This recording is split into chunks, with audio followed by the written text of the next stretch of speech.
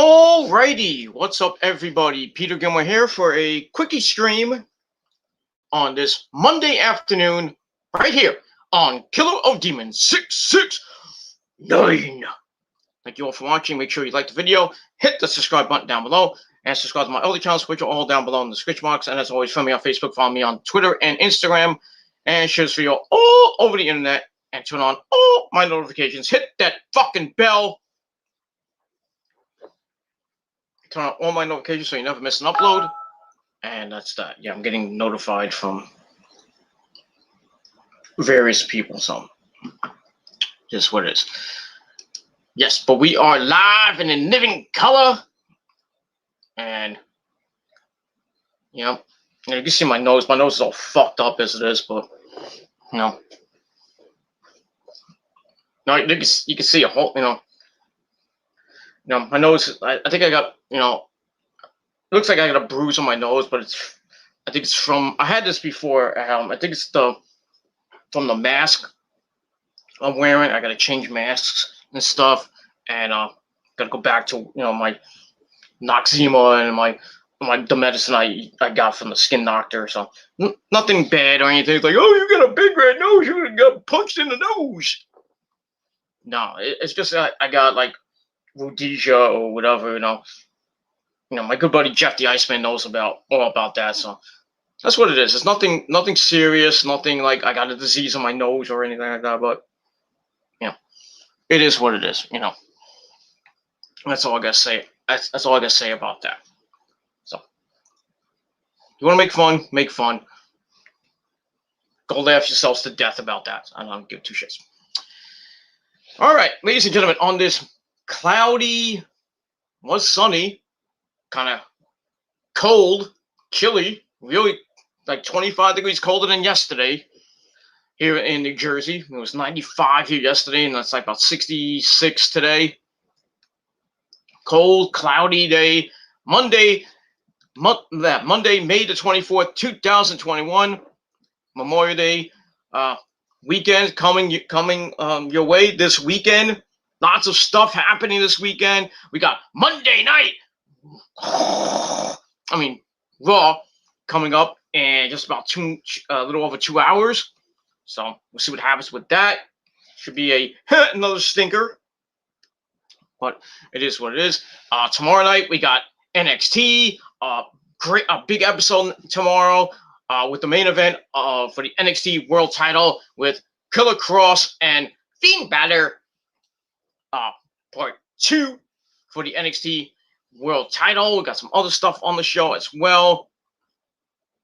And then we got SmackDown on Friday night at 8 o'clock. And then right after SmackDown, we got a live edition of AEW Dynamite!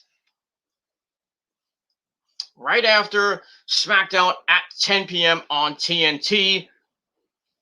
Briefly talk a little bit about AEW and their TV schedule going into June, and we'll talk about that coming out of Double or Nothing this Sunday, which is going to be awesome. 100% capacity at Daly's Place. It's going to be, it's going to be fucking epic. We'll get that, and so we got that on Friday night, and then, like I said, this Sunday, Double or Nothing from Daly's Place. So I'm sold out Daly's Place, or just about sold out. And then next Monday we got Memorial Day Memorial Day Raw. As always, during Memorial Day, we always get a Memorial Day edition of Raw. But we'll talk about a little bit about that.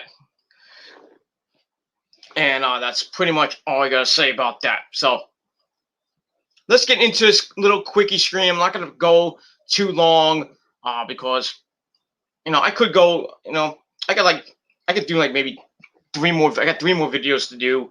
I got my Raw review tonight, and I got SmackDown to do on Friday. Then I got the Memorial Day edition of Raw, and then my time reset. So, I got like about 8.5 hours. So, the film those 3 videos. So I'm gonna try to make this short and sweet. And then if I You don't like it? Well, suck my dick. And that's all I can say about that. All right. So let's acknowledge the chat for a little bit. We've got my good buddy, as always, Nick Infante 1992 in the chat. What's up, Nick? As always, how are you on this late Monday afternoon? Well, I was going ahead for a little bit. What I'm going to be talking about, as the title below says, we got a lot to talk about, so we're going to get into it in just a second. Nick says, I have a feeling Keith Lee is on his way out of the WWE. I'll talk about that and what Mia Yim is saying about this whole situation. Because now, they're engaged and together and all that shit. So I'll get to that in a minute. Now we got my good buddy Chase in the chat. It's like, what's popping? Popcorn. That's what's popping. Well, nothing's popping, but I don't have a drink, but I finished my drink, and it was going to be sponsored by Pepsi, but I don't have a drink. That's all I got to say about that. So things are good. Things are good here in Jersey. I had a pretty okay day at work. Still looking for a second job right now, and to get more money because a lot of my bills are piling up. My insurance is piling up, but it is what it is. So it's like a lot of stuff, that I need. I want to get, a temporary second job, so I can save up for my a vacation later on in the summer and pay more bills and get out of my. I have a little bit of debt that I still have left, and I want to try to get out of that. So, all that stuff. You know what I mean? But it is what it is. Chase says live audiences return in July, and I might go to the one in Houston, which is SmackDown. SmackDown July the 16th in Houston, Texas. So, if you go, Chase, hopefully you're wherever you sit, hopefully you have a good time. That's all I can say about that. But if you're behind Michael Cole and Pat McAfee, just go like this to them. Well, don't do it in front of the camera, but because you get kicked out. But just go. Do the slug or do the shocker. To them.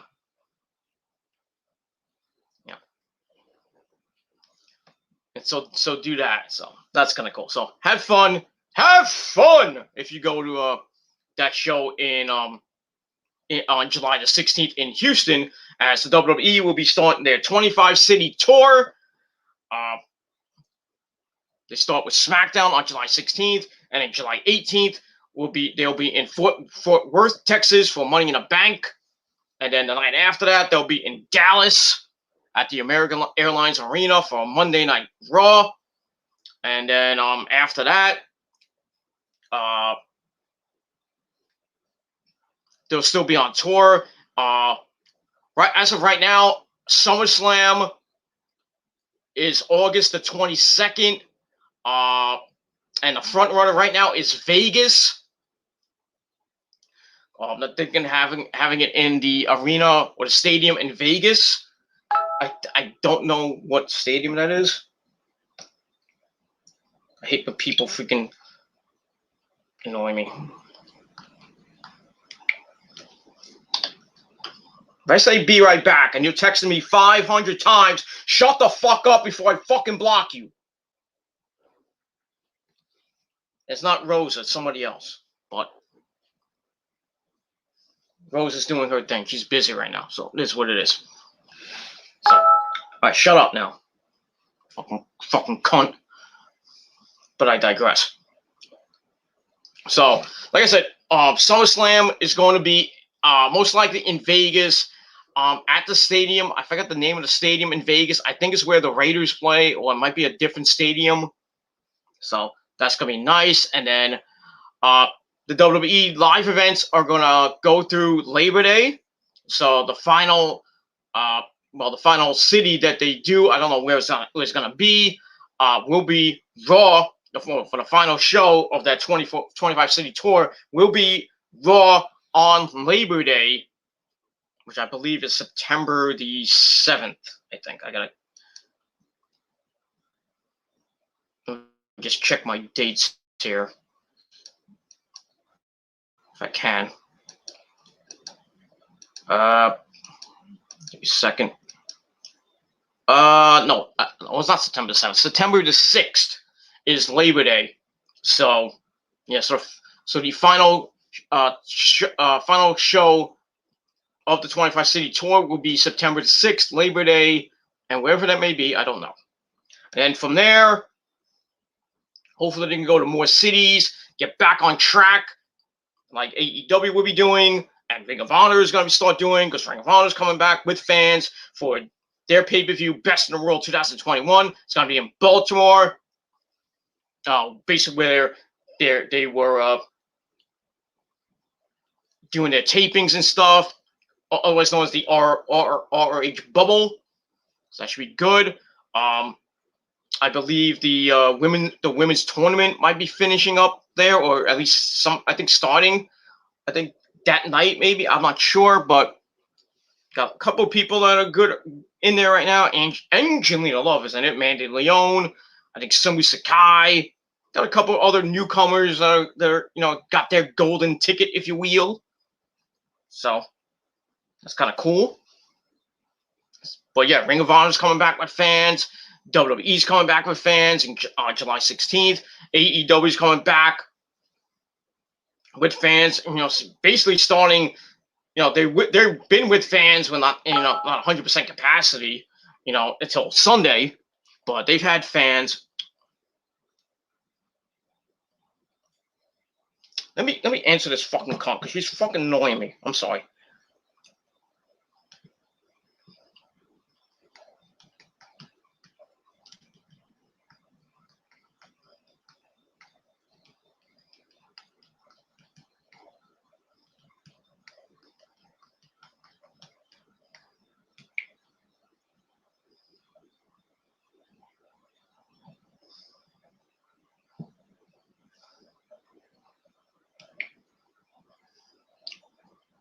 All right, I'm gonna put this on silence for a minute, so I don't have to hear it. It is what it is. All right, let's get back to what we're talking about. So, like I said, AEW's it's been with fans since I believe February. I could be wrong. Maybe early January, start of February, when they had certain capacity at Daly's place, but now, since Florida lifted all their mask mandates and all the COVID fucking shit, which is great. Texas has done the same thing. California's doing it June 15th.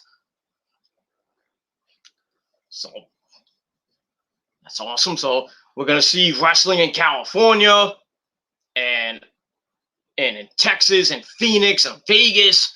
Mostly the West Coast, the West Coast, a little bit of the South. Not here in the Northeast. Not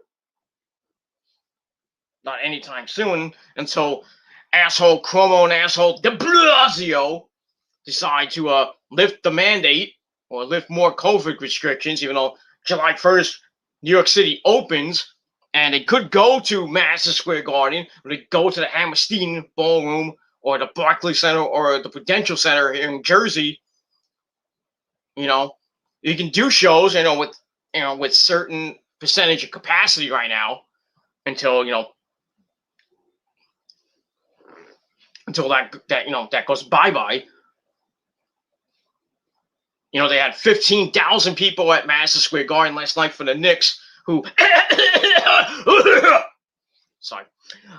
Yeah, good game, but that guy from Atlanta, he was like Reggie Miller last night. Boom! Game-winning shot to beat the Knicks last night. I went, yes! Because I hate the Knicks.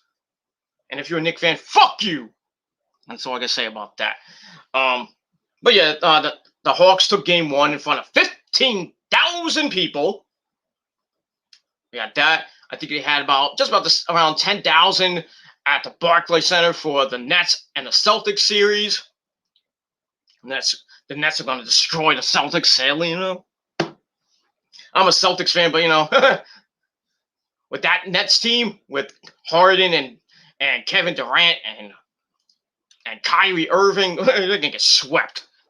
So, thanks for coming, Boston. Goodbye.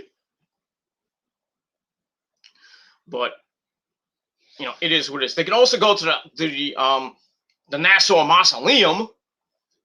With the Icelanders still there. Still in the playoffs. I think Game 5's tonight with the Penguins. So who knows? Well, Game 4, Game 5 is tonight. But we got AEW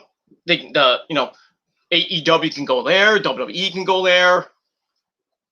But mostly get like 10,000 people, which is basically like a regular freaking house show, or they could get like 10, 12,000 people for Raw, or for Dynamite. But we'll see. Whenever wrestling comes back to the Mecca, New York City and Jersey, and New York, New Jersey, or Philly, which sucks dick. They can go to Philly and go to Pittsburgh, go to Rochester and Buffalo and New York and Boston and Rhode Island and Providence, Rhode Island. They can go to Connecticut and all places north. They can go to Maine for all we care, and Vermont and New Hampshire. They can't go to Canada yet because Trudeau doesn't want to open the border.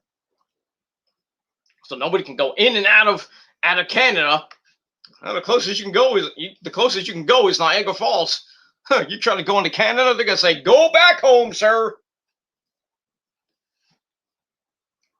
And that's it. But yeah, wrestling's coming back. Hopefully, some of the indie shows that I go to, mostly Warriors of Wrestling. I hope they come back. They go to Brooklyn because. I'd love to go see them in Brooklyn because I can't see them in fucking Staten Island. Because I live in Jersey and I have to take a freaking car. And I got to pay tolls there and back, which fucking sucks. And I got to pay my way to get in, which is like $25 for general admission. So, I don't know. I talked to Joey B. And he's assured me, he doesn't know when they're gonna have a show in Brooklyn, but maybe by the end of the year, maybe early next year at this point. But we'll see. And there was an incident at Warriors of Wrestling show. I don't know what it was about. I saw the YouTube video that they put out about the incident, and it was basically Joey B, Shane Fair, the ring announcer, and Nikki Adams, the women's champion.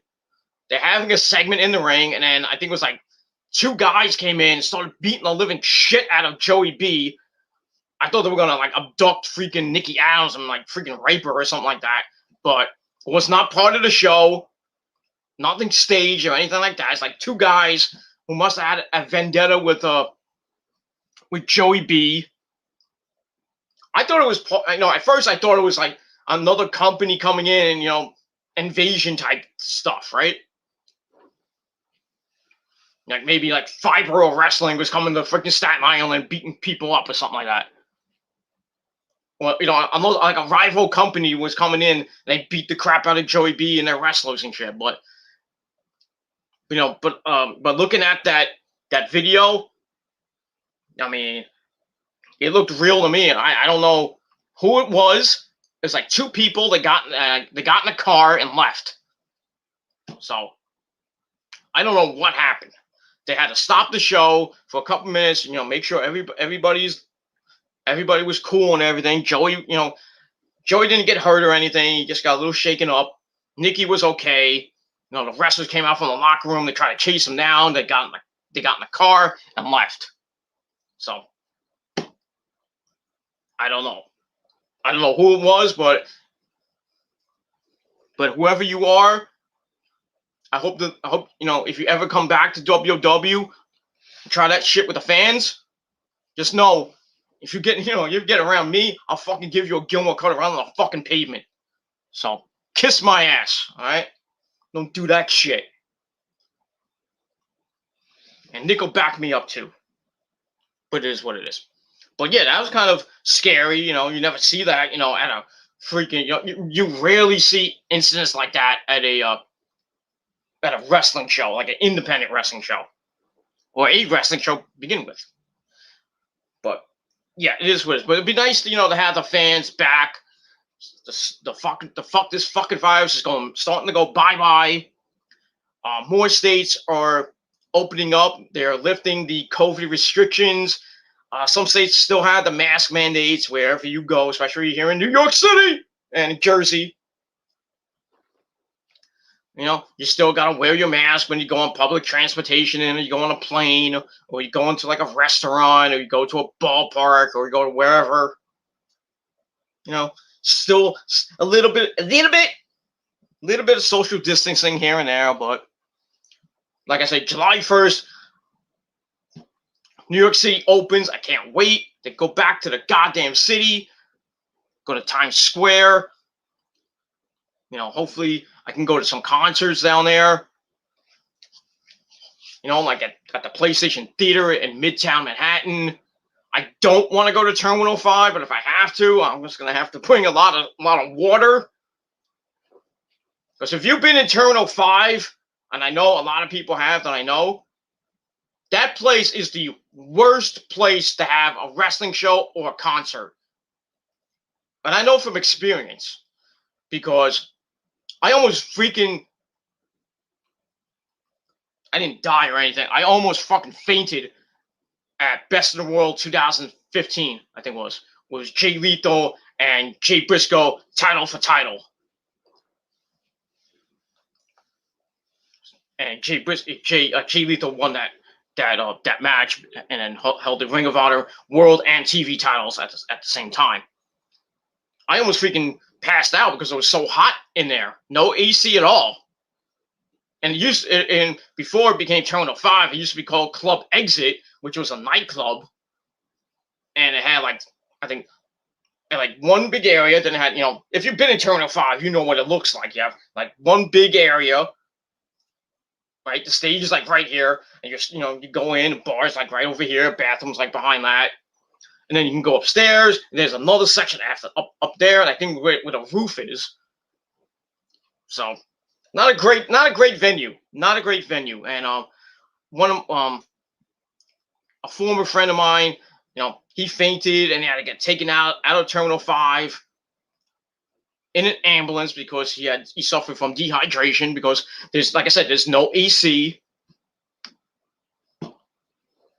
Imagine, and you're there 3, maybe 4 hours. And you have to go to the bar like every 5 minutes just to get a fucking drink, because you got to stay hydrated because that fucking place has no AC.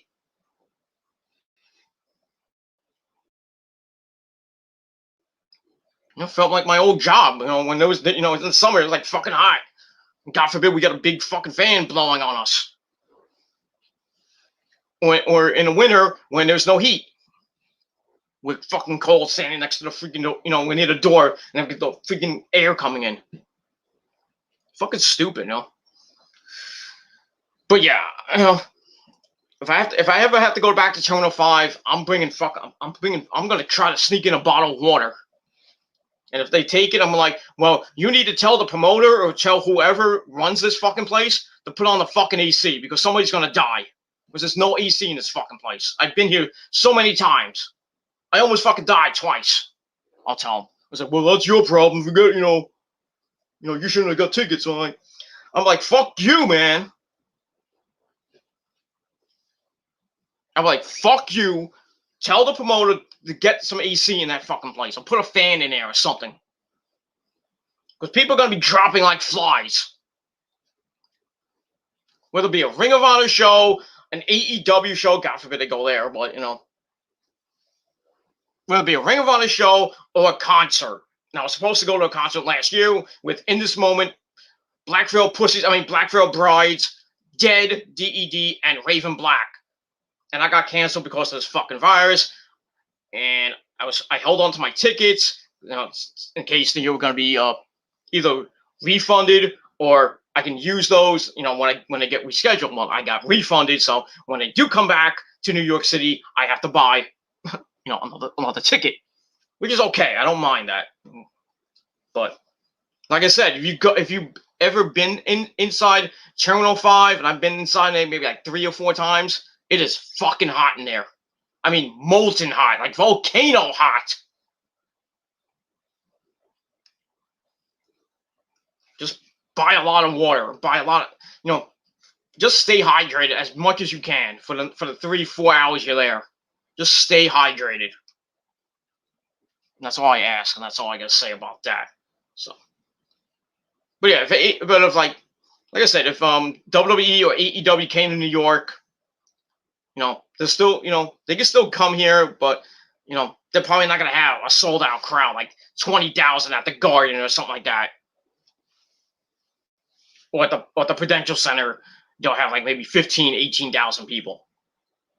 Because New York and New Jersey still has certain restrictions and everything. You still have to wear a fucking mask, because they're not gonna lift that anytime soon. If they do, probably won't be till maybe next year at this point. Because they're worried about a summer surge, because everybody's gonna go to the goddamn beach, especially this weekend. I mean, like this past weekend, it was like 95 and people going to the goddamn beach. And this weekend, the biggest weekend, in the biggest weekend of the year, Memorial Day weekend, people gotta go down to the South Street Seaport. They're gonna go down to the what do you call it? The Jersey Shore. Woo woo woo. They're gonna go to the Jersey Shore. They're gonna go to Coney Island. They're gonna go to beaches and everywhere, and pack that place. And the CDC is worried about a fucking a surge.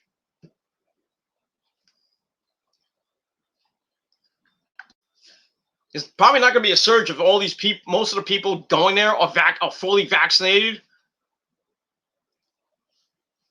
I mean, if you're not vaccinated, what the fuck is wrong with you? Like I said it many times. If you're not vaccinated, well,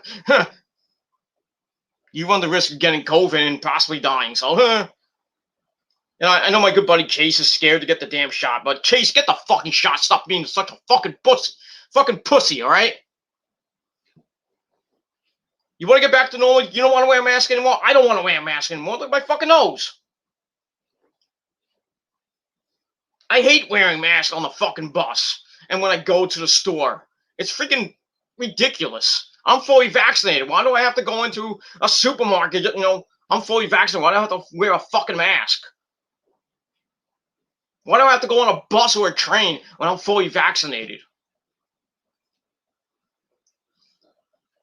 But they're doing the honor system, so you have to wear a mask in certain places because they don't know if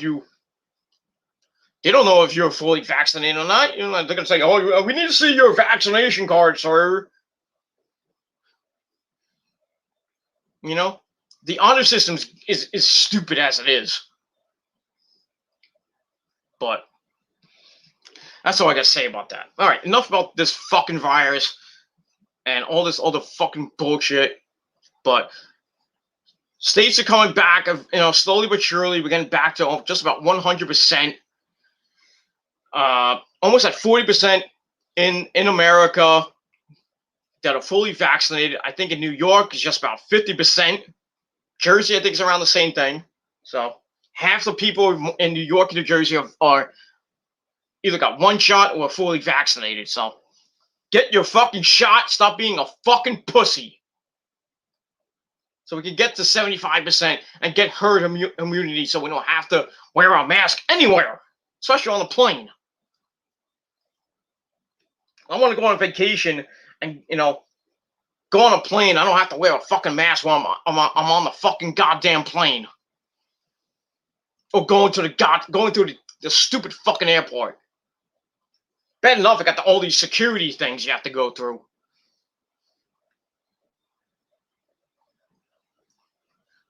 It is what it is, and that's all I gotta say about that. Just get your shot. Stop being a fucking pussy about it. That's it. Okay. Let's move on. Let's just move on from all this shit. Nick says, "You mean go back home, eh?" Oh yeah. They told me they said it to me when I was back in like the '90s. When the Rangers won the Stanley Cup. I went to Niagara Falls, and I went into Canada. I went into Ottawa and Toronto, and I went to a shop, and I was wearing my Ranger shirt. I bought a Canadian puck, with not a Canadians, not like the Montreal Canadiens or anything. It was a hockey puck with the maple leaf on it, not the Toronto Maple Leafs, just a maple leaf on it. And freaking cashier says, "Oh, you must be from New York, eh?" So I'm like, "How'd you guess?" "Oh, yeah." I was like, "How'd you guess?" He says, "Oh, you're wearing a Rangers shirt. The Rangers suck." I was like, "Huh." I was like, "When was the last time the Toronto Maple Leafs or the Ottawa Senators won a cup?" And I got the thing and walked out. They hate freaking the Ranger fans up there. They hate them. No matter where you go, it's Toronto, Ottawa, Montreal, Quebec, Winnipeg, or Edmonton. Anywhere in Canada, they hate the Rangers. Especially in Vancouver. You know about that. We all remember what happened in 1994 with the Vancouver Canucks and the New York Rangers. We all remember that. What the fuck is a Canuck? And then I think it was 95, 96 when the Rangers were down 3-0, I think, to the Montreal Canadiens. I remember that day so well. I went on college radio. I was doing a college radio show. A bunch of my buddies were talking about the series. They were down 3-0. I went on air and I said, "I guarantee the Rangers will sweep the next 4 games." And what happens? They swept the series in 7 against the Canadiens, and it went on to the next round. I think they lost that one, but it is what it is.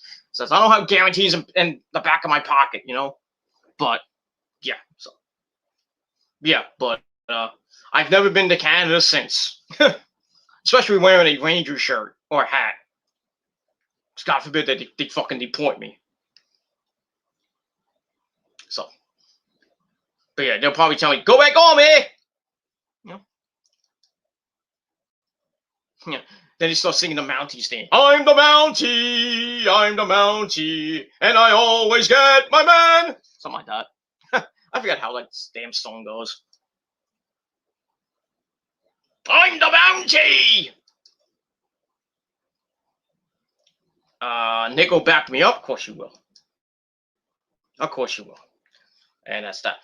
Speaking of the Mountie, real quick, I think that was Jacques Rougeau's probably. It was a good gimmick for I think he had it for a couple of years, and then after that, I think the Fabulous Rougeaus were gone. We haven't heard from him since, at least as far as I know. I think it was after the Mountie. I think Jacques Rougeau teamed up with Pierre, well, as we know him now as PCO, and they formed the Quebecers. And then what happened to them? Gone. And I think PCO might have went to WCW for a little bit, and then didn't hear from PCO for a long time, and then he comes back in Ring of Honor. Older, he's 50 some odd years old, wins the goddamn world title from Rush, and then proceeds to lose it back to Rush. Almost dies in the match. But it is what it is. But yeah. The Fabulous Rougeau brothers should be in the Hall of Fame. The Quebecers should be in the Hall of Fame too. Just saying. Among other tag teams from the 80s and early 90s. The Killer Bees and the Can-Am Connection and Strike Force. The Dream Team. The British Bulldogs. They're going to get in anytime soon? No. Because Vince McMahon and Triple H and Stephanie run that fucking Hall of Fame. They'll put any schmuck in that fucking Hall of Fame. Like Beth fucking Phoenix and the Great fucking Khali. And, you know, people who don't even fucking deserve to be in that fucking Hall of Fame. Like those two fucking cunts. You know, and to an extent, a little bit of an extent, Coco Beware. I mean, really, what did Coco Beware do in the WWE besides, you know, have Frankie and do the bird, you know, with the fans and shit, and then sing Power Driver? That was his career. And he's a Hall of Famer. Go figure. You know, don't get me started with Beth fucking Phoenix. We all know that she does not deserve to be in that Hall of Fame before China and before Miss Elizabeth. I still don't understand why Miss Elizabeth is not in the Hall of Fame. She should have been at least the third person to get in. Number three. First one should have been the Fabulous Moolah. The second one should have been Mae Young. The third one should have been Miss Elizabeth, the First Lady of Wrestling. The official First Lady of Wrestling. Not Maria Kanellis, who thinks she's the First Lady of Wrestling when she's not. Maybe not even the First Lady of Ring of Honor either, because the First Lady of Ring of Honor was freaking Sarah D'Amato, otherwise known as Sarah Del Rey. So, yeah, Maria Kanellis, you can take that First Lady shit and get the fuck out and go bang your fucking husband, Mike Bennett, who's not even using Mike Kanellis anymore because he gave it to the WWE. Says, oh, you can have your trademark. Go ahead. I'm not Mike Kanellis no more. I'm Mike Bennett.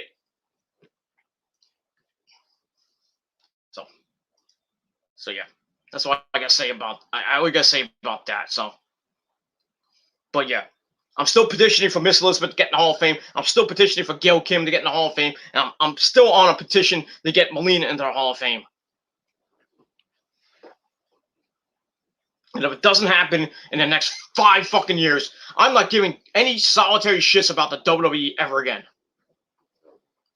I'll still watch some of the product, but as far as the Hall of Fame concerned, whoever gets in, it could be fucking, you know, next 5 years, Taker goes in. Oh, Taker goes in. Great. I still don't care. You know, so, you know, if I was Vince, I would strongly put one of those 4 ladies in, actually. You know, Miss Elizabeth, Gail Kim, Melina, and China by herself. Not with DX. China by herself. And if they don't get in the next 5 years, the WWE Hall of Fame, if it was built, I would go there and piss on the fucking ground that it's built on. Because it's a fucking joke. I would go there and take a good old long ass piss on the ground. Or take a good old mean shit. Because it's shit. The WWE Hall of Fame is shit. But that's all I can say about that. So that's it. All right. Nick says, fully vaccinated and I don't wear a mask.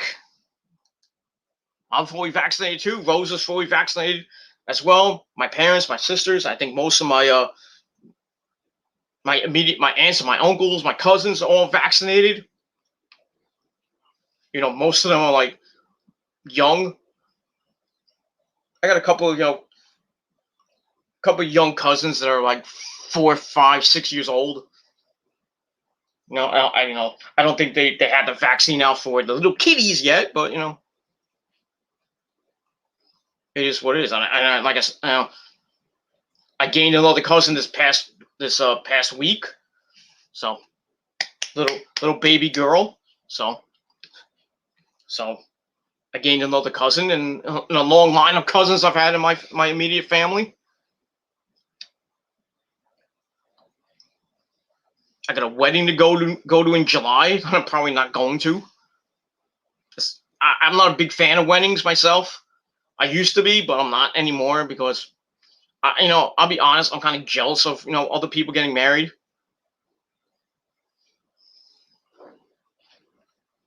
I kind of get bored going to weddings because they last like 4 or 5 hours.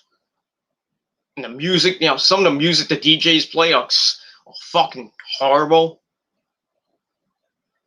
The food is, not to my, not to my liking. I'm picky, so they'll give me some like chicken ding that I never tried before, and I taste it. I'm like, ugh, don't want this. So I'd rather call up Uber and get some fucking McDonald's, DoorDash or whatever. I'm like, I'm get me out of here. Let me go home. So my cousin's getting married in July. And then my other cousin, which my other cousin's getting married next year, so I have to go to that crap. I have to go to another wedding, which I'll probably not go to.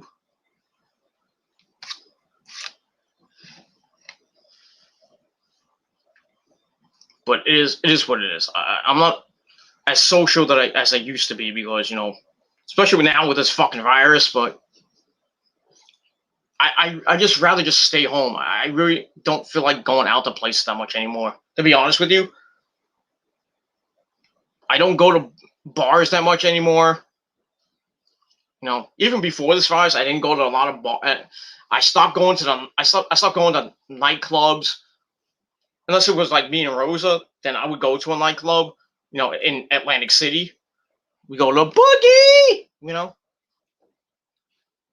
I would go with her and dance the night away, and that's it, and then get moderately drunk. Unless with Rosa, she gets super drunk. But as we all know, drunk sex is the best sex. But it is what it is. So, but like I don't go out much. Even when I was working in retail, I couldn't go out that much. Even on my off days, if I had the weekend off, I'd just stay home. I'm like, I'm not going out. Or maybe I would go out, but I'd be fucking bored. I'm like, I want to go home. Go out for like maybe 2-3 hours. I'm like, I'm bored. I'm going home. I just want to stay home, and stay in my bed and sleep, or go on my phone, or go on my desktop. Just watch YouTube videos all day. Maybe do videos here and there, or watch TV, or watch a movie, play a video game.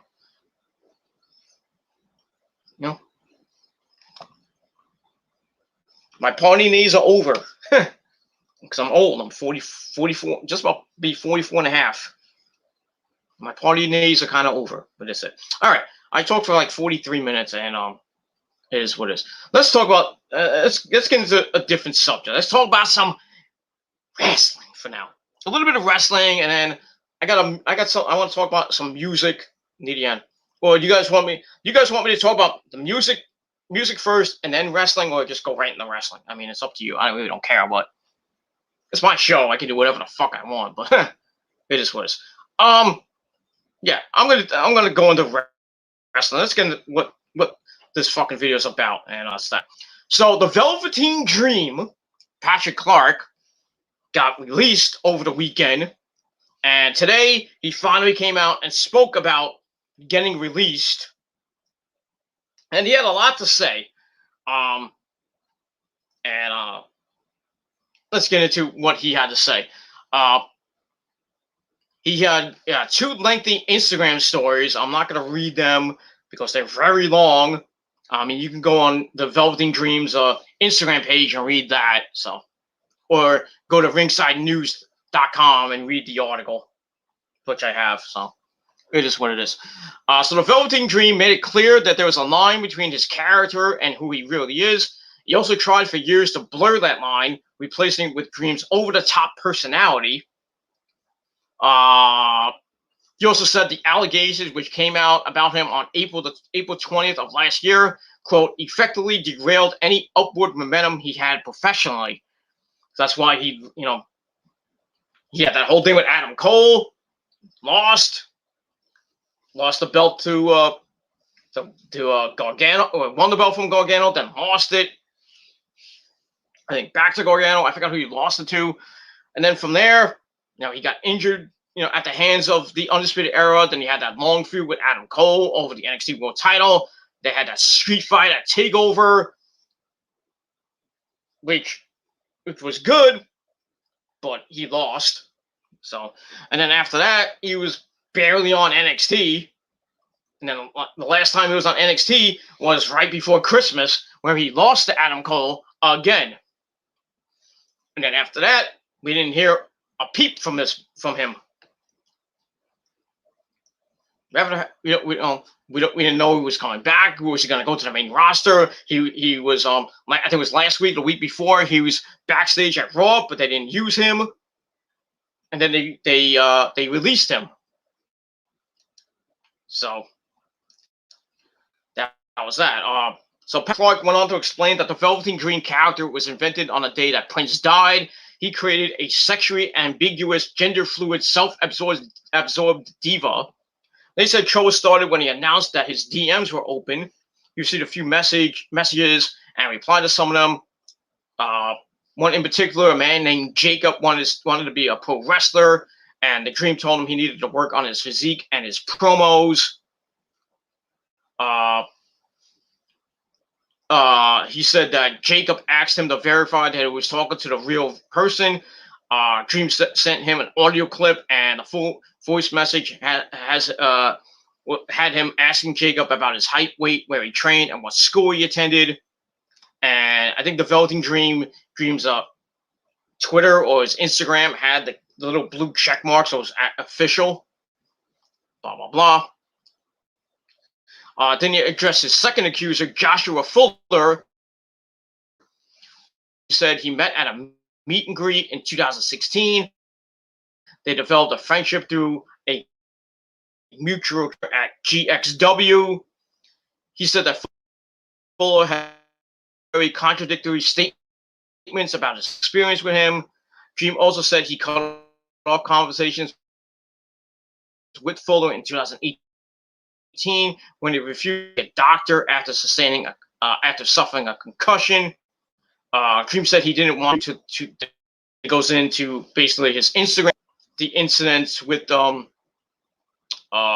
his character, and the incident with Jacob, and I think the incident with the other guy as well. Yeah, basically the same thing. Blah blah blah blah blah blah. But you can read that on his Instagram. So basically, the Velveteen Dream gimmick is over, but Patrick Clark says he will live to fight another day. He's under a 30-day non-compete clause, but he's open to take bookings and even talk to another televised pro wrestling company in July, which could be AEW, could be Ring of Honor, or could be Impact.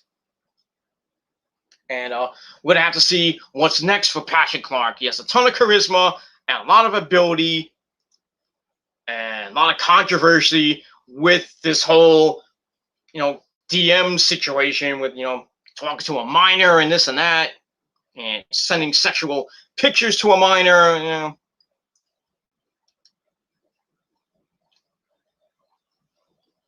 It is what it is. I mean, the WWE Universe wanted him out when this story hit. They get him out,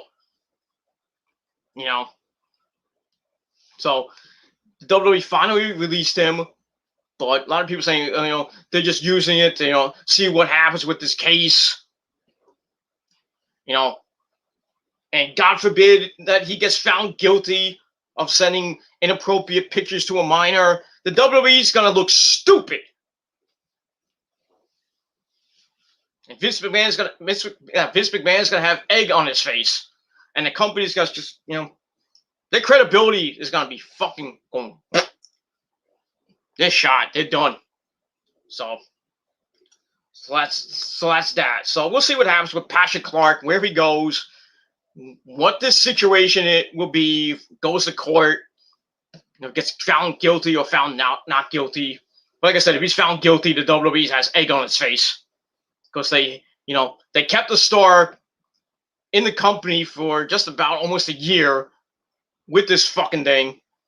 And now they're gonna, their credibility is gonna be shot, and Vince McMahon's gonna look like a fucking douchebag, which he already is, but it is what it is. And that's that. All right, we go to our next subject, where you have to bask in his glory. of the wrestler formerly known as Keith Lee. And what's going on with Keith Lee? What is going on with Keith Lee? Everybody's asking me that question. What the fuck is going on with Keith Lee? And I don't have an answer for you because I'm not getting anything in, and now it's being reported that he was released. Now the story's out. He's not released. He's basically he came out and said that the doctors won't clear him because I think he left for personal or health reasons. We don't know if he got COVID or he has a different disease. I hope it's not a Brody Lee situation or anything like that, but we haven't seen him since February, I think, of this year. I mean, we haven't seen Mia Yim in around the same time frame. So I don't know what to tell you with Keith Lee. I mean, we haven't seen him. He's not getting cleared. He just took time off for health and personal reasons, so there might be some internal things we don't know about. He's probably pissed off at Vince because Vince told him to go back to the Performance Center and get better. Because he said he can't wrestle. He lost a lot of faith in him.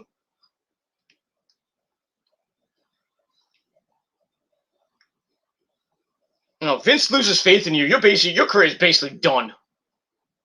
Because you can't draw. And Keith Lee wasn't even getting that many opportunities at all. He had a United States opportunity in his hand, and they took him out of the match because he was injured.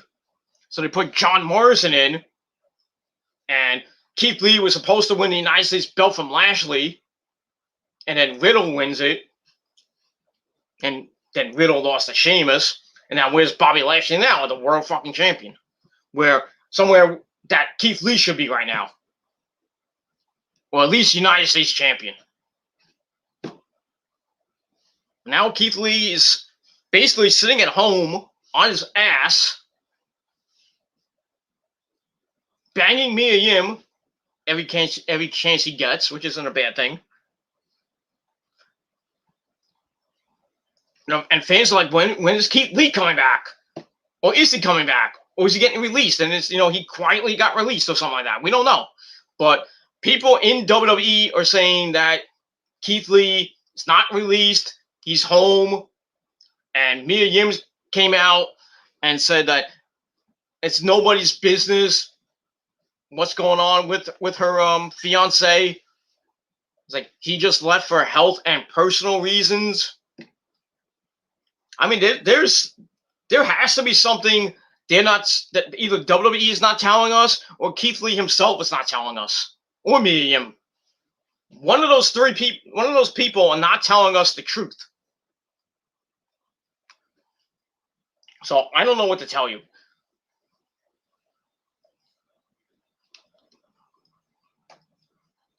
If he's hurt, then he's hurt. Okay.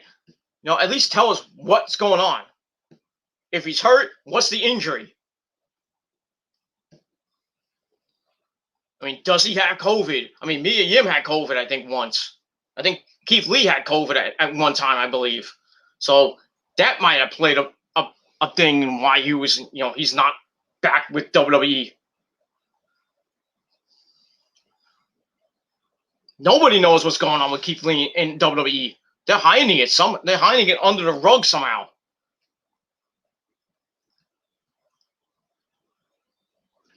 And for a guy that, like I say, should have been a United States champion at least, or Intercontinental champion, or even World champion, they fuck his debut up and let him lose to fucking Randy Orton of all people on his debut on Raw when he just dominated freaking NXT. They let him beat Adam Cole when he was North American champion. He wins the NXT title. Everything's great, and then he's like, I don't need the North American title no more. So we had that big tournament, which I forget who won that tournament, but anyway, so he drops the North American title and decides that he wants to be the the NXT champion, and then he starts a thing with Killer Cross. In his first defense, he loses the goddamn belt to Killer Cross, and then right after that, he goes to the main roster. And his first night on Raw, he loses to Randy Orton cleanly. And then we're like, oh, you're gonna go to Payback and you're gonna get your win back. So he beats Randy Orton at Payback, and then after that, he'll be on Raw here and there. They changed his music to something which was corny, and then they changed it again, which is something which was actually cool. And he would just be a jobber. He would get maybe a win or two here and there, but misused, misbooked, like every other person that came from NXT. That's why we still think. Well, I still don't know why Ricochet is still there. Why is Ricochet still there? Just to be, on main event each week and be in Titus Catering with Dana Brooke and Mandy Rose and Lana Naomi and Humberto Carrillo and now Mansoor.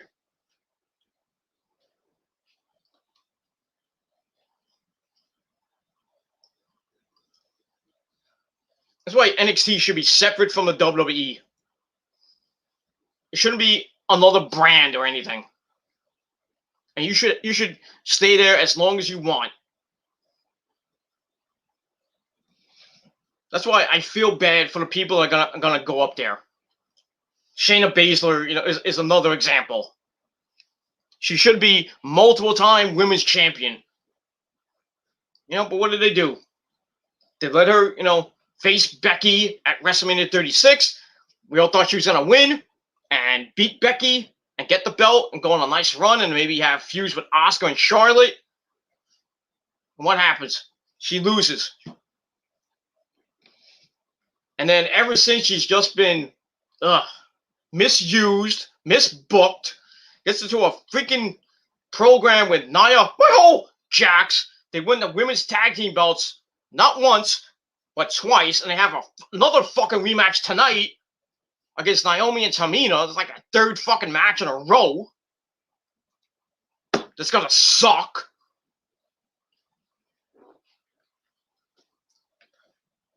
They're gonna break them up. They're gonna have Nia Jax versus Shayna Baszler in a meaningless, boring as fuck feud.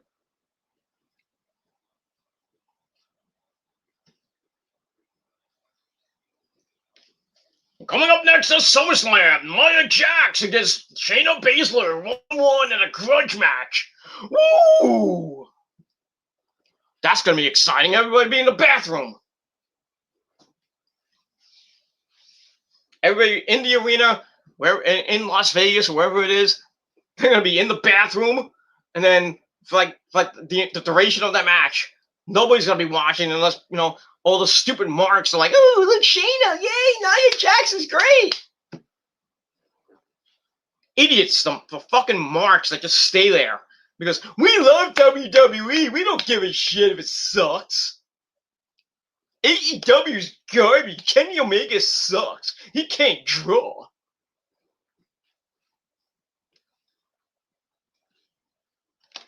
Yet who's had better ratings lately? Who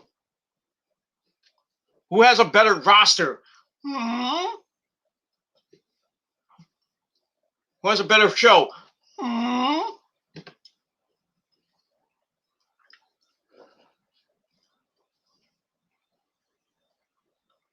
AEW motherfuckers is way better than the WWE and NXT.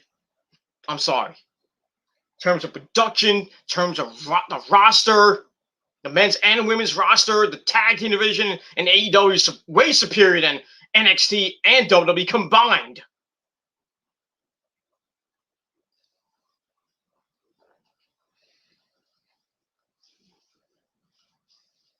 They got people there they can kick anybody in NXT or WWE's ass. It's true. It's damn true.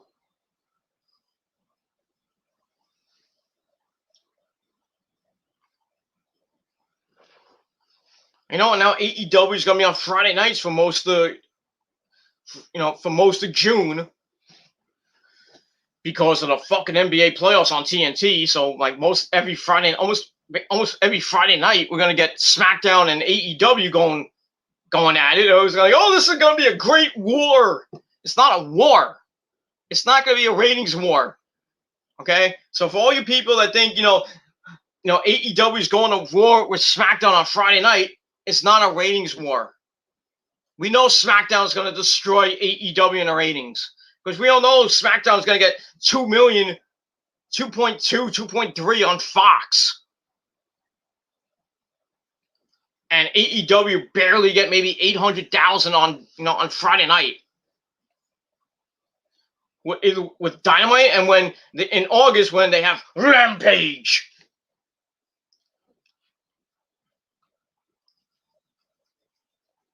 When they have that 1 hour show from 10 to 11 right after SmackDown, everybody's gonna when Rampage starts and they get 6, 7, 800,000 views every week, and you see SmackDown getting 2.4.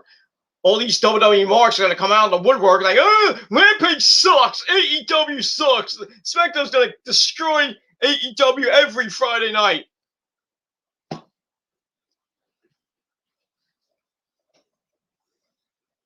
I mean, it'd be the same thing if Dynamite went to Monday night. It would probably be a closer war than it is now.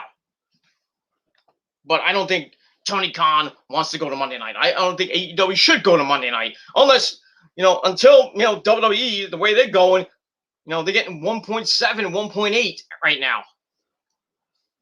The product on Raw sucks every week. It's garbage. And pretty soon they're gonna go down to a 1.5, a 1.4, maybe a 1.3. And if Tony Khan decided to go to Monday night to compete with Raw, the way that if Raw continues going down, I can see AEW winning a Monday night if they ever a Monday Night War. I can see AEW maybe winning. Not early on, but the way that WWE Raw is, I can see AEW getting a 1.3 and 1.32, and Raw does a 1.30, or get a 1.2, depending if like I said, if AEW goes to Monday night, you put it on at 8 o'clock against Raw, and then Raw would be 3 hours, so they have that extra hour.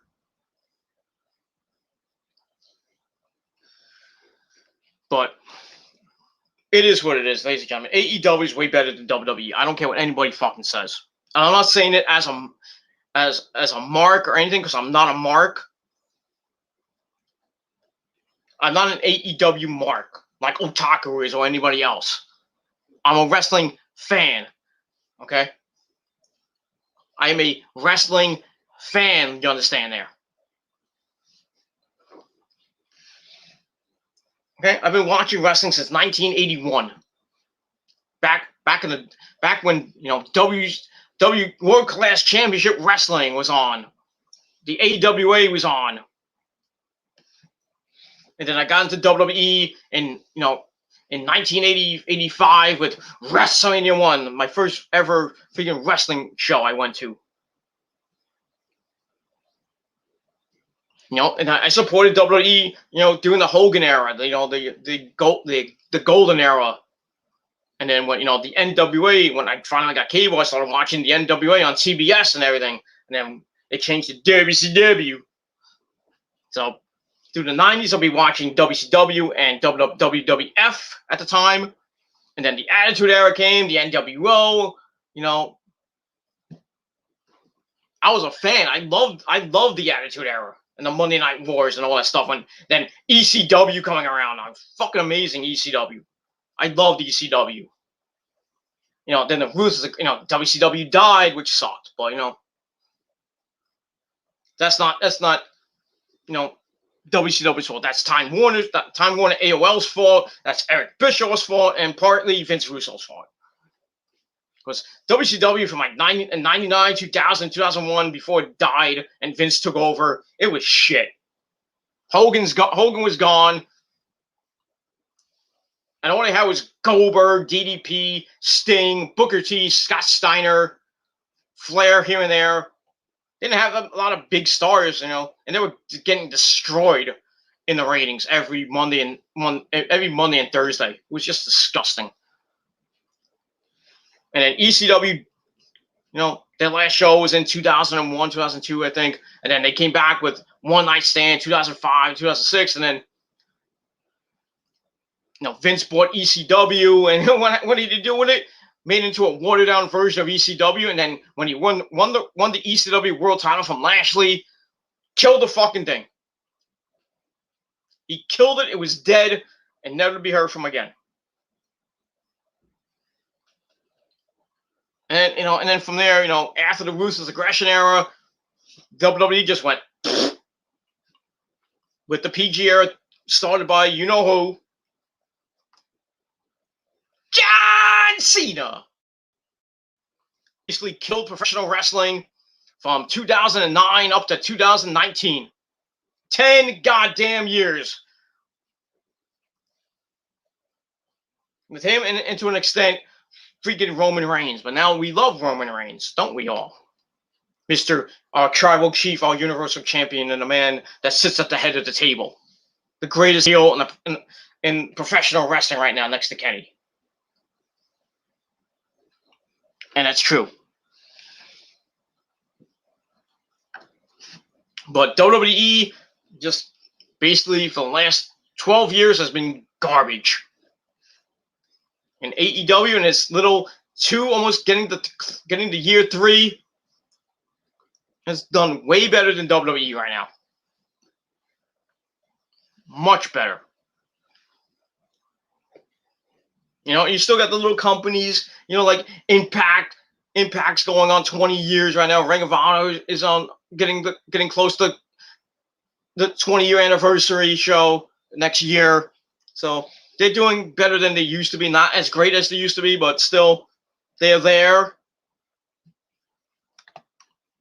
New Japan is basically better than ever. Not better. I would say not that better than ever, but they're doing better. Everybody loves New Japan. And if you don't love New Japan, you suck. And that's basically that. But the state of professional wrestling in the last 12 years, just especially if you watch WWE religiously. People don't like wrestling right now. They feel it's stale. I think WWE is stale because we see the same goddamn rematch or matches every freaking week. It's disgusting. I don't want to see Nia Jax and Shayna Baszler against Nia and Tamina for the third straight time. I saw that last week. Why am I getting this again? Oh, we're just gonna further the storyline. We're gonna have another match at the pay-per-view. Nobody cares. I want to see something different. I want something fresh. That's what AEW does. That's what New Japan does. That's what Ring of Honor and Impact do. They don't give us the same fucking matches every fucking week on TV or on pay-per-view. It's much different.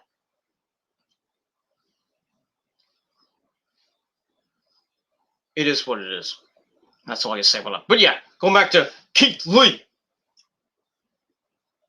What's going to happen with him? I don't know. Is he going to come back to the WWE? Who the fuck knows?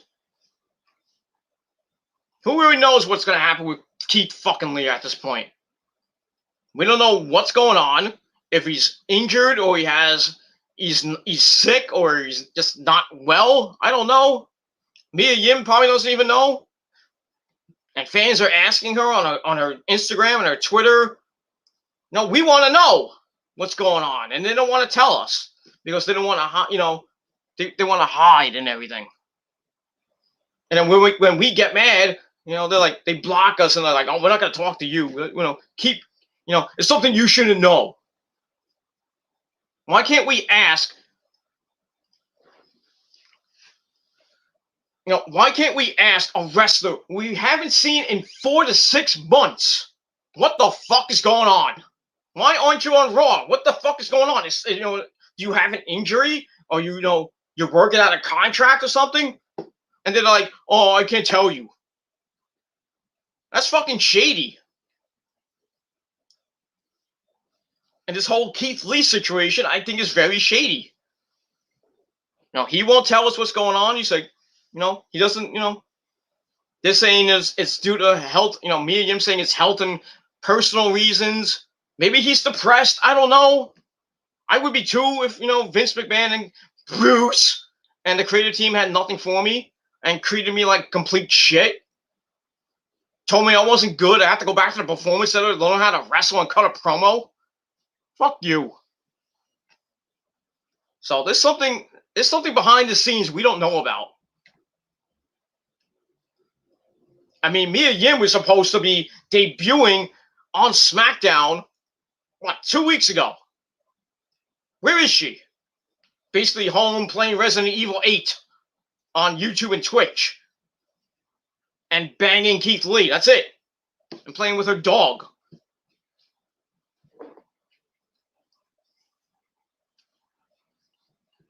Something's not right in the state of Denmark. Why is everybody hiding shit? So they don't get exposed? Oh, we all know wrestling has been exposed for years. Backstage stuff and all this shit. CM Punk did that in 2011, exposed, the whole thing, with Vince and company and shit. All those shoot promos he did, or when on his documentary and shit, it was a schwerk. I don't think it was a schwerk. Shoot promo. Shoot work. He said what he felt, and he was telling him what was going on behind the scenes. During the Summer of Punk 2011, which was the best year for WWE. During the 2000s. 2010s, I should say. When Punk cut that promo, it was like great. It was like, I'm breaking the fourth wall. Yeah, and what he said was true. He's like, when Vince dies, he's gonna leave it to his doofus son, his daughter and her doofus son-in-law. That's what's basically gonna happen. Freaking Vince looks like he's about to freaking croak. He's 75 years old, still a senile old fucking bastard. His company's garbage right now. The ratings are like basically shit. Raw is horrible. Every week is garbage. I'm surprised they're maintaining a 1.7 to 1.8 maybe, and maybe sometimes, if they do a Legends night, they get over 2 million. Rare for Monday Night Raw. For SmackDown, they're on Fox, so everybody's going to be watching on Friday night, no matter if the show sucks or it was great. They're still going to get above at least 2 million plus. But the way that Vince treats his fucking talent is garbage. I'm sorry.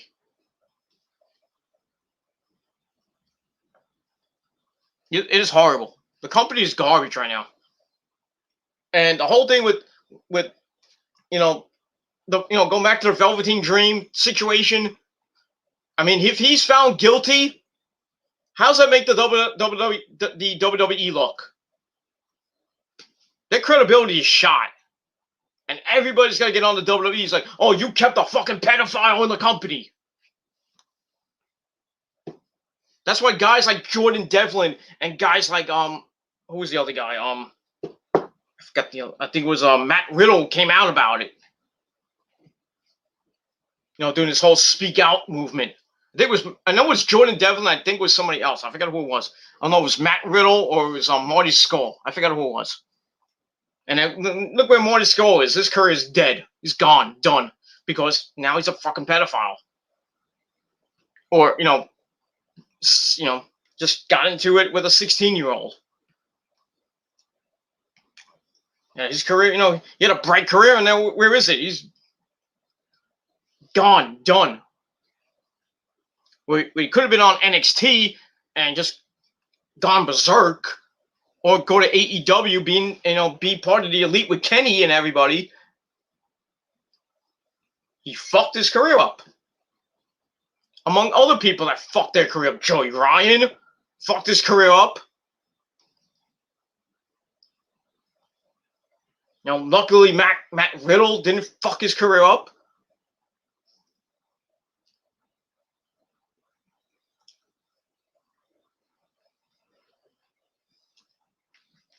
I mean, there's a couple of guys I know personally, and I knew personally, and Nick knows who I'm talking about. Matt, used to wrestle for Tier 1, used to wrestle for Five-Borough Wrestling. We don't know who he is, Nick. You know who he is. I think. Can we say it? I guess we can. Rude Boy Riley, we found out was a fucking pedophile. Kicked him out of the company. He's blackballed from wrestling right now because he's a kiddie. He's a kid diddler, whatever the term is. Yeah. Nick knows what I mean. Fucking Rude Boy Riley was on top of the world. People loved him. He was the Tier 1 champion. I think it was. He's fighting in FBW and other certain indie promotions around the Brooklyn, New York area, and in Staten Island and everything else. And then story comes out that fucking guy is a fucking pedophile. They take the title off him and kick him out. And the thing, I took a goddamn picture with him. And it was him and Aaron Stevens. We all know him as Damien Sandow. And I don't know why he was even in the freaking photo thing at the end of the show. If you have $10, you can take a picture with Aaron Stevens. You can take a picture with Damien Sandow. Oh, and as an added attraction, we'll have Rude Boy Riley, the Tier 1 champion. I'm like, why? Oh yeah, he's the champ. That's great. $10. Yeah, that's okay. Fine. Now looking back on it, I wish I saved my money. Or just have take a regular picture with Damien Sandow.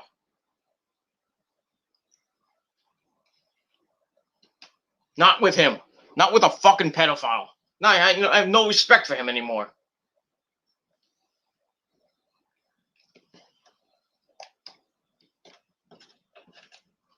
There's certain people in wrestling I have no respect for. I don't respect John Cena at all. I don't. Great wrestler, yeah, blah, blah, blah. Right? Whatever. But still, you killed wrestling for 10 goddamn years. I hated Roman Reigns, and people are gonna bring up like, oh, you wish death on Roman Reigns, this and that. And I got bombasted, I got bashed for it, and I came clean. I said I didn't wish death on the man, Joseph Anoa'i. I said his character.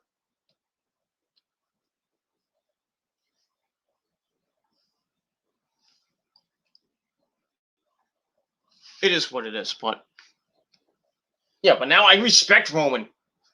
I acknowledge our tribal chief now because he's one of the best heels in the business right now.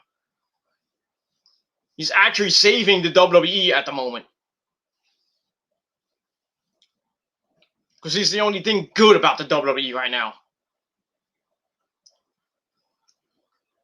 But both Raw and SmackDown suck because no challenges for Roman, no challenge for any of the titles they have, especially in NXT as well.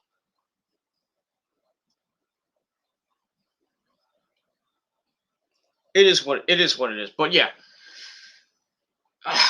Will we see Keith Lee again? Probably not. I think they're going to release him. I think they're actually going to release him. And then when he gets released, we'll probably hear from Mia Yim and Keith Lee. When they get released from WWE, we'll finally get what the fuck happened. because they're hiding something we don't know. I don't know why. Why do promotions hide shit from us? Why do dirt sheets hide shit from us? We're gonna find out anyway, sooner or later.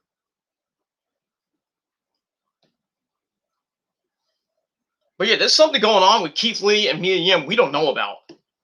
And like I said, Mia Yim was supposed to be debuting on SmackDown 2 weeks ago, starting a feud with Carmella. And where is she? At home playing Resident Evil 8 on her YouTube channel and her Twitch, playing with her dog, and playing with Keith Lee in the process. And what's Keith Lee doing? Nothing. He's not telling us what's going on. I think I think the only thing he said about it was, soon or something like that. I forgot what the tweet was, but he's like, soon, you'll know when you know, something like that. But like I said, there's some underlying thing. We don't know what's going on with Keith Lee. When is he coming back? I don't know. When are they gonna, when is WWE gonna clear him to wrestle again? I don't know. I think Keith Lee's just sitting at home, getting a paycheck for just sitting down. I wish I had that, but I'd love to get a paycheck just for sitting down doing fucking nothing. We all would love that, but America would be bankrupt. We have all the money in the world, and everybody's sitting at home on their ass, doing nothing, getting a nice $300 to $600 paycheck from unemployment or whatever, just for doing nothing, just so you can pay your bills and get your food every week.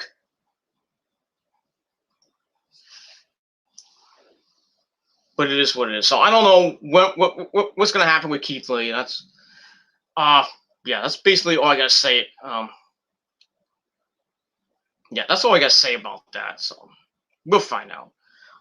Also, I briefly mentioned AEW and WWE going on tour in July.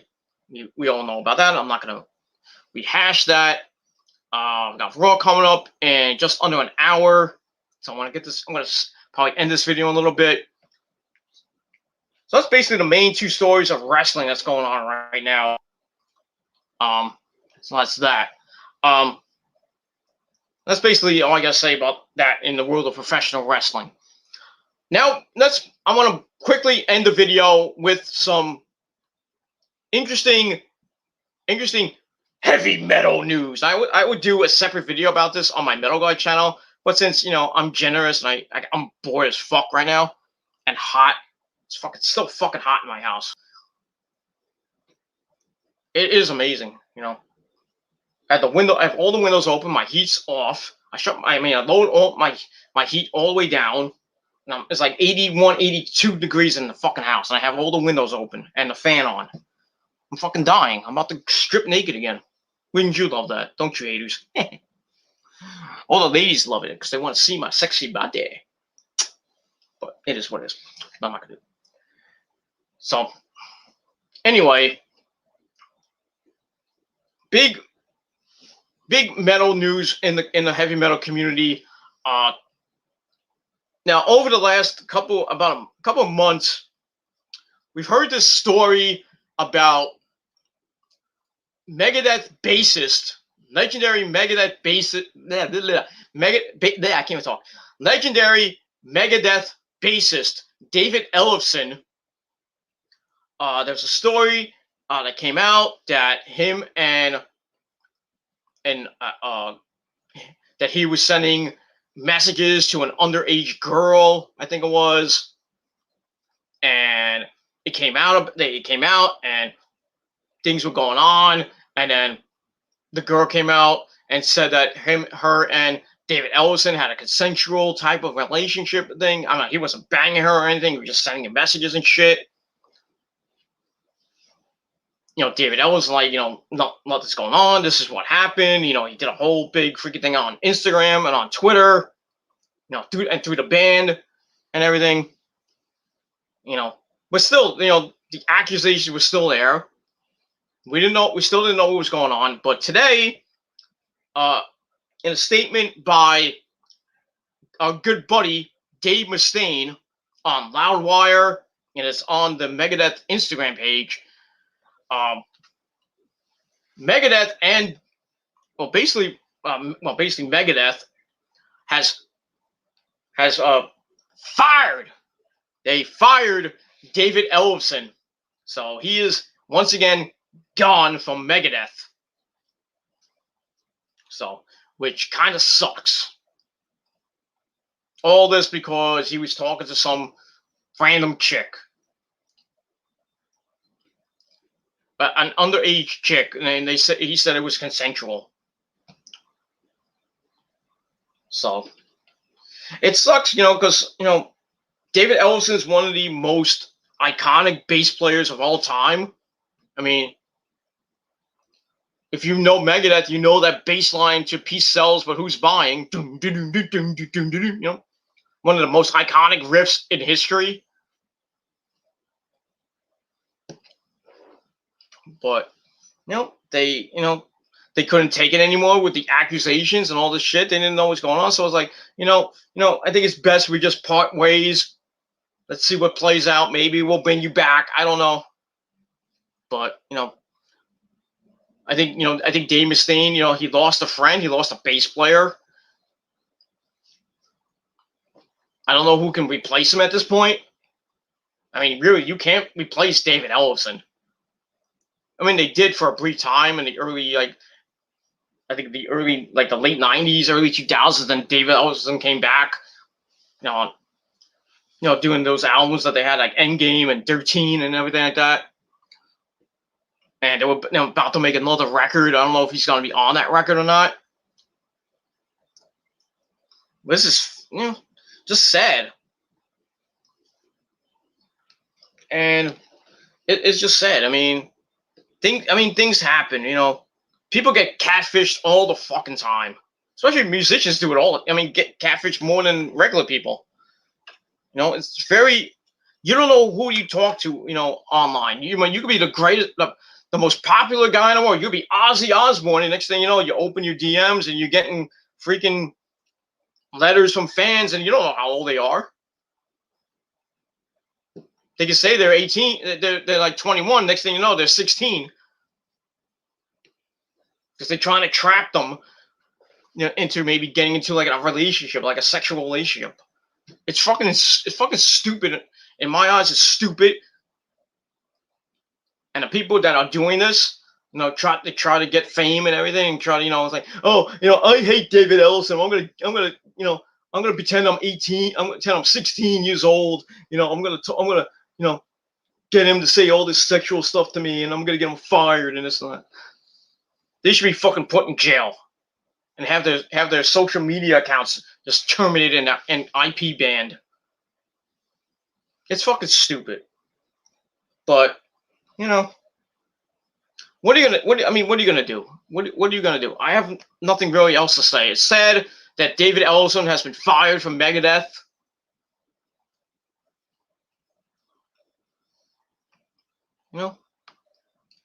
And all I can really say is just be careful of who the fuck you talk to online. That's why I don't talk to many people online unless I've known you for a while. And I have trust issues with people I talk to, like newbies. I have trust issues with people. I'll admit it. I have trust issues with new people that I talk to. I don't know you. Like, who are you? Where do you come from? You say you're from Timbuktu or whatever. You say you're 21. And then people come out of the woodwork. They give me information like, oh, these people 14.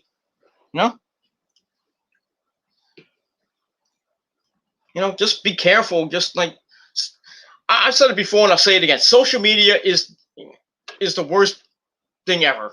I think the introduction to the internet, it's good and bad. It's good, for research purposes. But ever since when chat rooms started opening up, when AOL first started, they had all the chat room. You can go into a chat room and talk to random people. The dating scene was getting big in the 90s and everything, in the 2000s. You know, you still have, and then you got all these other dating sites that are coming out. You know, like Facebook came around, and MySpace, Kenny, MySpace. You know, people meeting up on MySpace, meeting up on Facebook.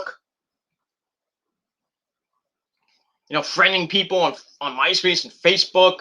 You know, either making fake accounts or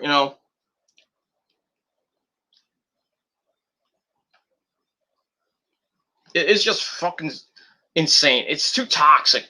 Social media is just way too toxic at this point. I think a lot of people would agree with me that social media is very, very, very toxic. Doesn't matter what side it is. I mean, YouTube we know is super toxic with all the idiots that are on this fucking website. And I've been on this fucking website going on 12 years, and I've seen a lot of people come and go. A lot of perverts and pedophiles and people showing their cock and their ass with all the corn, all the e-begging and all the, clickbaiting and all that other shit.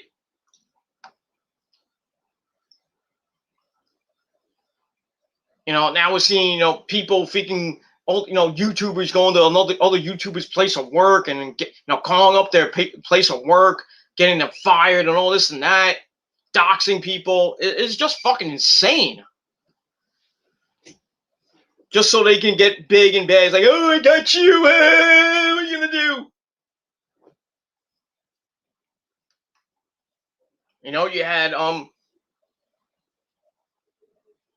had YouTubers going to meet other YouTubers and beating them up or something like that. For what reason? Because they hate them. Like I mentioned, Boogie. They had Frankie, whatever his name is, Frank Hassel, whatever the fuck his name is, go to Boogie's house. And when Boogie told him, don't come to my house, he goes there. He's like, what are you going to do? And then Boogie pulls out a gun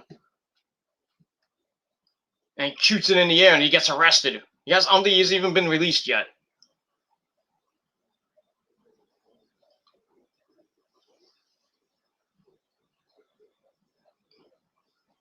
What is it? I mean, really, what is it going to take for social media to wake up? For like Mark Zuckerberg to take his head out of his fucking ass and get these trolls and these idiots off Facebook. What's it going to take for, the same thing with whoever owns Twitter or Instagram or Vine or, Vimeo or whatever. What's it going to take? Is it going to take for somebody to get killed?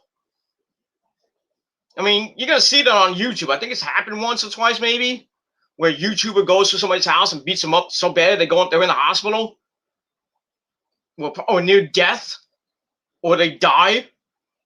I think that's what we're going to hear that. We're going to hear somebody from like a big-time YouTuber gets fucking shot or gets fucking beat up or taken to jail. And what's going to happen? You know what? Susan, she's going to be like, oh, we can't do anything about that. Because we all know that Susan is a fucking cunt. That's why YouTube is the way it is right now.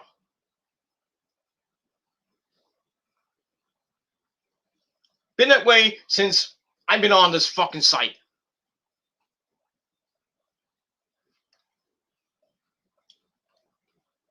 That's why YouTube is it used to be fun.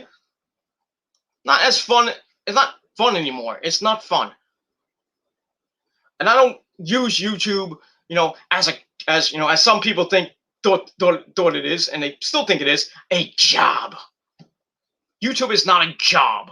Sure, you might, have 50,000 subscribers, you have 1 million subscribers, you're monetized, you have ads in your videos, you're getting certain amount of money, from the ad revenue and all that. But it's not a job. It's a fucking hobby. But some people, think it's a job. They're buying houses off, YouTube, off the time they've been on YouTube and shit. When I first joined YouTube back in 2009, I just wanted to get my voice out. I wanted to, project myself and talk about wrestling and talk about music or whatever the fuck I wanted to talk about. I wanted to get my name out there and put my opinions out there with other people that talked about the wrestling and that so-called community that was the YWC, or as JD calls it, the WC. I mean, there is no wrestling community, JD. There is none. I don't care what the fuck you say, you egomaniac. There is no IWC. There is no YWC. Because both communities are fucking toxic as fuck. Because you got idiots running the asylum.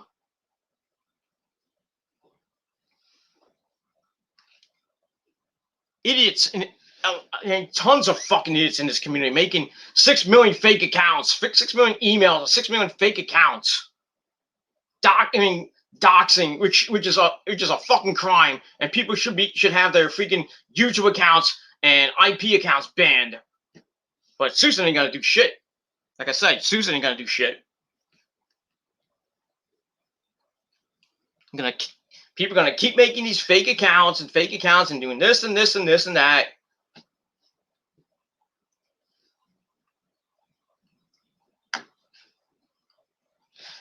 I mean, fighting amongst other people because they have a different opinion and this and that. It's fucking insane. Why can't we just have just one goddamn opinion? Why can't we just be civil about what we want to talk about in the world of professional wrestling or professional sports, especially wrestling? I know everybody has an opinion. They're entitled to their own opinion.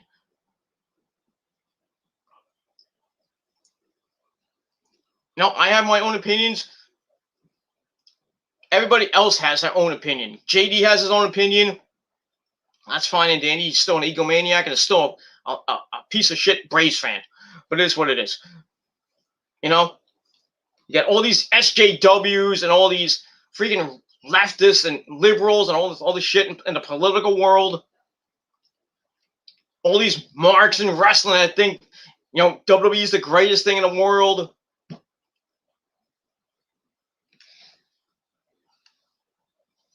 Like I say, you can have your own opinion, but still, some of your opinions are really, really, really stupid.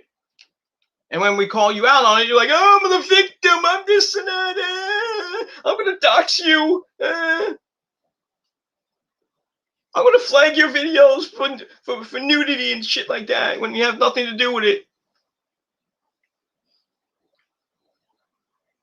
People can't take a joke. I mean, people can't take the opinion at face value.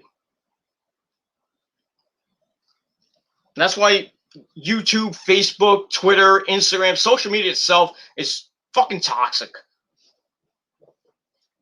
Personally, I think that these social media sites should be fucking, they should be just shut down. Facebook should be shut down because Zuckerberg's a piece of shit. YouTube should be shut down. Well, one, because it's affiliated with a stupid site in Google. I don't know why Google acquired YouTube. YouTube was doing so good by itself, and then Google took it over. We had to make a Google Plus account and this and that, and then we all remember what happened with Google Hangouts. The Hangout. I mean, some were legendary Hangouts. Some were just insane Hangouts. I mean, StreamYard's the same way now. That's why I don't do Hangouts on StreamYard. I just do a video. So that's why I don't have people on my show, because I don't want a fucking drama fest. I got better things to do, like your mama and your girlfriend, and my girlfriend too. I don't need a drama fest on my show. It is what it is. I dealt with that for so fucking long on this fucking website. With people that are now irrelevant. There's a lot of people that I had feuds with that are now very, very, very irrelevant.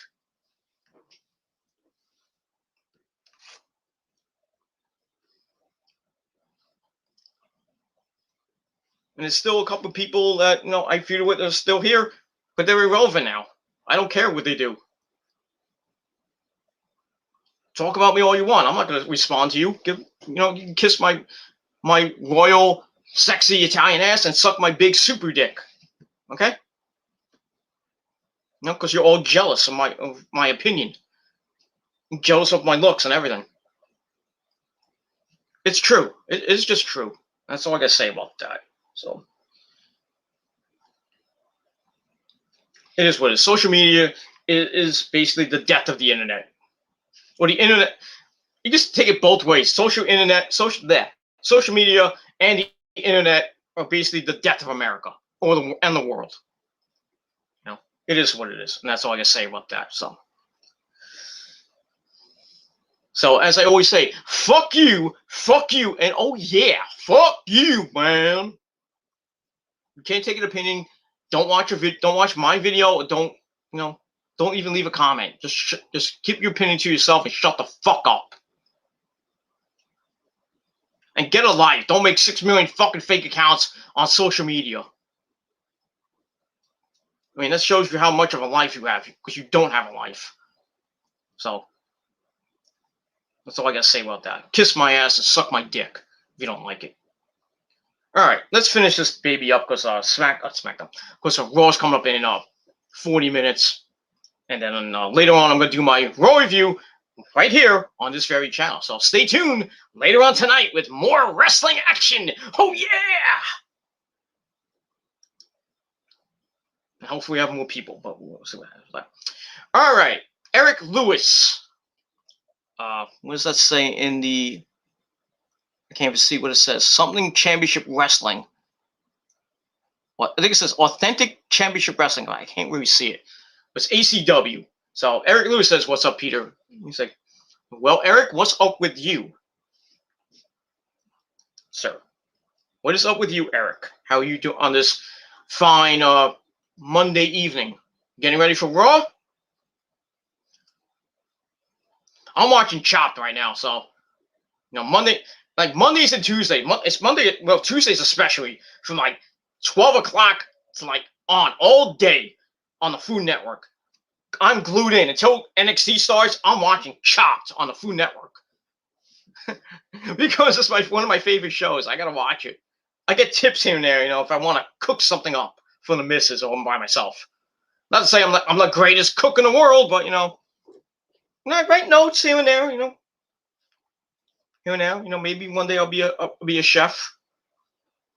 I'm not, like I said, I'm not the greatest cook in the world, but here's what it is. But I love that show. I love Chopped. It's a great show.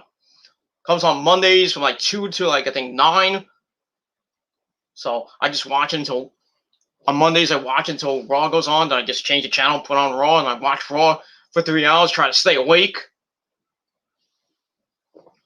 Because as we all know, Raw is the cure for insomnia. Oh, absolutely. But that's that. So that's that. So Eric Lewis, what's up, my friend? That's that. All right, Nick Infante says, "Yes, I know who you mean." Yes, we were talking about Rude Boy Riley, former Tier 1 champion, and basically got blackballed from wrestling because, he got caught with kiddie porn and all that other shit. So, fuck him. And that's that. All right, cancel culture is garbage. Yes, cancel culture is garbage. It really is. I mean, why? I mean, they've taken so many things away from us. Especially if you loved cartoons. Looney Tunes was coming back. The whole thing with Pepe Le Pew. And Yosemite Sam and freaking Elmer Fudd. It's like you can't use a gun anymore. I'm like, what? I hate them rabbits.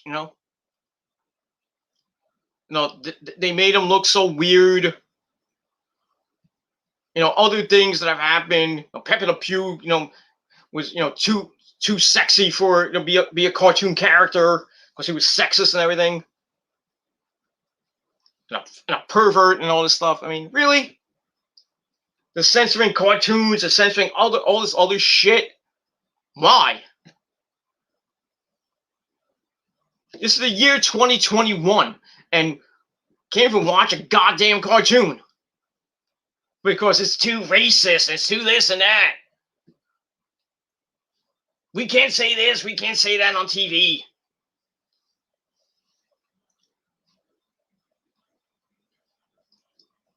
It is fucking sad. Not, I grew up with freaking 80s cartoons and everything, like GoBots and Transformers and Voltron and Yu-Gi-Oh! And Pokemon and He-Man and She-Ra and the Thundercats. Every day, especially on Saturday mornings, fucking cartoons like, the Bugs Bunny Daffy Duck Hour. Or the Bugs Bunny and Tweety Show, whatever it was. On Channel 11 you had Dragon Ball Z Kai, Yu-Gi-Oh! Other stuff on Saturday morning cartoons. They took that out to replace it with fucking infomercials. Who wants to fucking watch an infomercial? I want my cartoons back, damn it. On freaking syndicated TV. I'm not gonna go watch the fucking Cartoon Network. There's decent cartoons on the Cartoon Network now. But they changed them now. They all changed. They look completely different than what I know back in the 80s and the 90s. It's fucking sad. So cancel culture and censorship and all this other shit can kiss my ass. Because they're violating our freedom of speech and expression.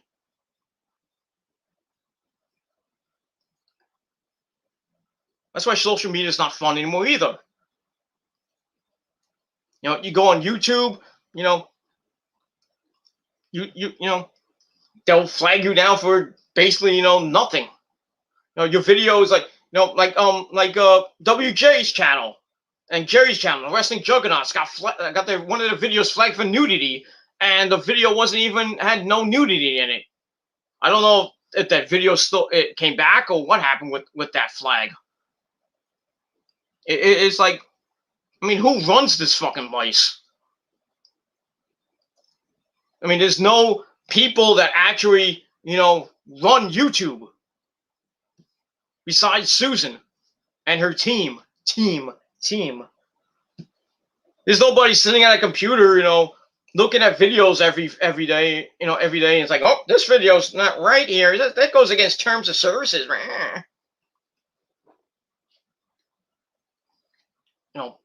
Getting false flag for just the ridiculous shit.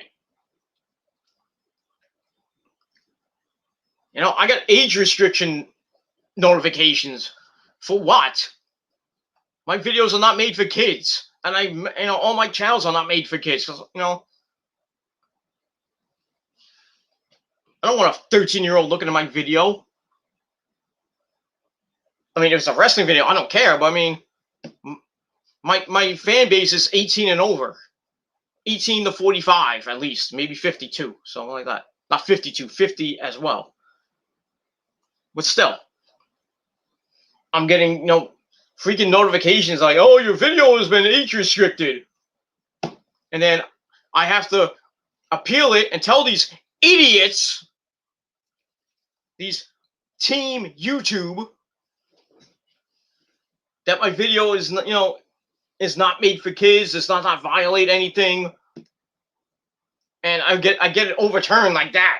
Because I stick it to the man. God damn it.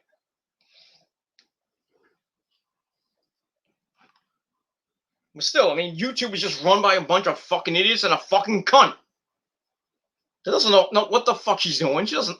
I bet you fucking Susan does not know anything about YouTube, or how to do a video, or how to edit and shit like that. She probably doesn't even know how to run a fucking company. The fucking douche fucking cunt that she is. Yeah, I made a new word up. Douche cunt. Hashtag douche cunt. Put that on Twitter.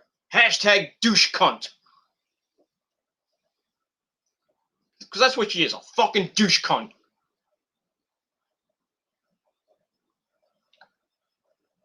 You know, I know the algorithm and all this shit with YouTube, and people hate it. But right now there's no other freaking video sharing site out there like YouTube. I mean, don't get me. I mean, Dailymotion has its rules and regulations and shit like that. Vimeo, I think, has the same thing. BitChute, I think, is the only one right now that doesn't really have rules and regulations and shit. I mean, I made a BitChute account, but I don't even bother using BitChute at the moment. Because I feel maybe YouTube will come back and be like the glory days when I started watching it back in 2006 when I made my first account. But I didn't start doing videos until 2009. Because YouTube was cool back then. Now it's a fucking drama fest. It is just toxic.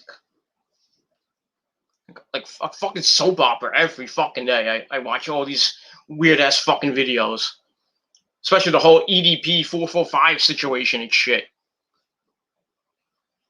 It's funny. That situation is funny in itself, but it is what it is. But cancel culture is garbage, and I think Nick, the sum up and end this video said it best. It's these SJWs and Karens who get offended by opinions. Every fucking person on social media is always offended about something. Like I said, we can't post our own fucking opinions on Facebook or Twitter or Instagram because, you can't say you can't say that. We're gonna put you in jail for 30 days. We're gonna restrict your account just for having a goddamn opinion. That's why I keep saying YouTube, Facebook, Twitter, anything in social media violates our freedom of speech and freedom of expression. And sometimes our freedom of religion, because a lot of people have religious views and shit. And they get their fucking Twitter or Facebook shut down for 7 to 30 days. It's fucking insane.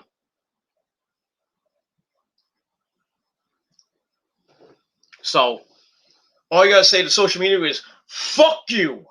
To YouTube and Susan, fuck you. To Mark Zuckerberg, fuck you.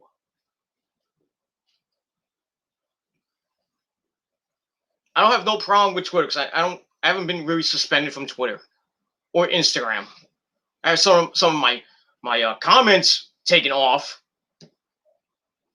But still, it is what it is. But YouTube and Facebook primarily, and the people that run them, fuck you. And for all you people that can't take an opinion and take anything at face value, well, here's to you. Fuck you. And that's all I can say about that. I'm done. I'm done talking. So thank you all for watching. Thank you to Nick for coming in. Thank you to Eric Lewis for coming in and Chase for coming in. Let me know your thoughts down below on everything I said about Keith Lee and Mia Yim, the Velveteen Dream, anything in the world of AEW and WWE that I talked about. Anything you want to talk about David Ellefson getting fired from Megadeth. Put all your comments and stuff down below in the comment section. Don't forget to hit that like button. Smash that like button to death. Haters, you know what to do. Continue to ride my dick. And give me all dislikes, motherfuckers, because they equal views. And you can't stop the machine. You're not stopping the train, because the train's going to go on for a very long time. Like my dick in your mama and girlfriend's ass. And that's all I can say about that. So, don't like it? Too bad. And that's all I can say about that. So, thank you for watching. Raw's coming up in 25 minutes. Should be another boring as fuck show. And I'll be back in about 2-3 hours, maybe 4 hours, with my Raw review for tonight. And then tomorrow night, I'll have my NXT review. And then I'll be back to my original schedule because Rose will be back from Florida and her assignment and shit. And I'll try to get as many videos as I can after that. Especially this weekend. It's going to be tough, with Friday Night SmackDown and AEW on the same night. And I got to do my AEW Double or Nothing predictions and a review. and then Raw the next night. So I'm going to try to get as many videos as I can out. It'll be right here on the desktop on good old trusty flip cam. And that's it. So stay tuned. Don't forget to smash that bell so when I do a video, you'll know when it's up and everything. So you don't miss a beat. And like I said, smash that like button to death. And all you haters can continue to suck my royal cock. And that's it, because you can't do anything about it. And that's it. So thank you all for watching. Enjoy Monday Night Raw, and I'll be back later tonight on this very channel with my Raw review. So thank you all for watching. It's almost a 2-hour video, and that's all I can say about myself. Thank you for watching, everybody, and I'll see you motherfuckers and sons of bitches next time. If you're down with me, I'm down with you. But if you're not down with that, Nick knows, and all you should know that I got 3 words for you. Fuck you, man. Not down with that. Kiss my ass. Suck my dick. You jealous fucking cunts. That's all I gotta say. Thank you for watching. I'm out. Peace, bitches!